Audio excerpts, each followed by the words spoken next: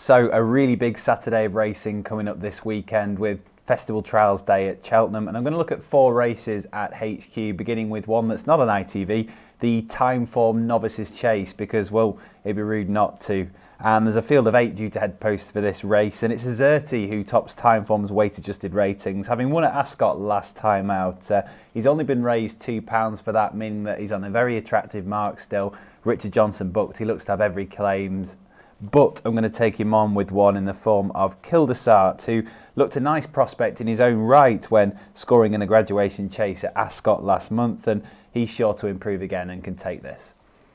We move on now to the Cotswold Chase at 225, and perhaps not the vintage renewal we've been treated to in recent years, but there are a few nice types in here, and it's very difficult to look past Frodon. He's been one of the most likeable horses in training over the past few years, and his effort to win the Caspian Caviar Gold Cup in December was a top-class one.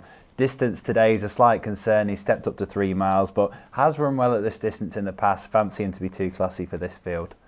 So moving on now to the 3 o'clock, the Ballymore Novices Hurdle, and Birchdale's likely to catch a few eyes. He's 15-8 at the time of recording in the betting, and we didn't get to see him a couple of weeks ago. He was withdrawn on the account of the ground, but his debut at Warwick in December was very taking. He's an exciting prospect, but it's worth taking him on at the prices. Going to do that with Brewing Up a Storm. He's a very likeable type himself, was 4th in a Grade 1 last time out, and there's more to come yet from him. Last but not least now is the Cleeve Hurdle at 335. Stellar renewal this, loads of recognisable names.